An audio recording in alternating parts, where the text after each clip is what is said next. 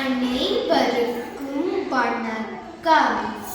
நான் விருந்தோம்பி வாழ்வோம் என்ற தலைப்பில் பேச வந்துள்ளேன்.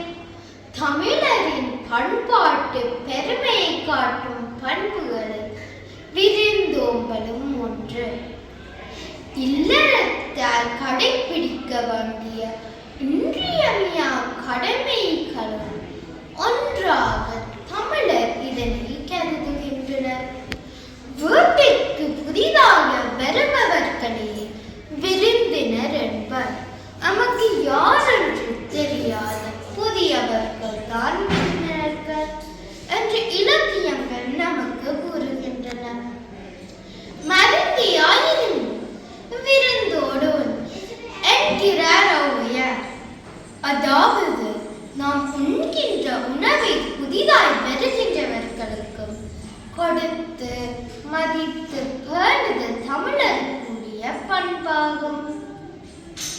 திருவள்ளுவர் விருந்தோம்பலின் அகத்தியத்தை உணர்ந்து இல்லறவியலில் விருந்தோம்பலின் சிறப்பை விளக்கி ஓர் அதிகாரத்தை அமைத்துள்ளார். விருந்து என்றாலே புதியவர்களை குறிக்கும். வீட்டுக்கு வரும் விருந்தினர்களை உள்ளன்போடு நோக்கி முகமலர்ந்து வரவேற்க வேண்டும்.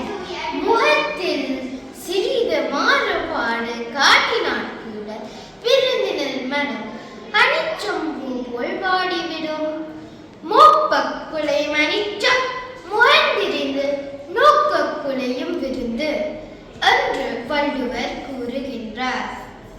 வீட்டிற்கு வந்த விருந்தினரோடு அன்புடன் இன்சொல் பேசி முதலில் அவர்களின் களைப்பை போக்க வேண்டும்.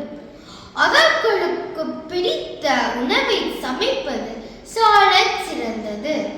பின்னர் சமைத்த அறுசுவை உணவுடன் தமது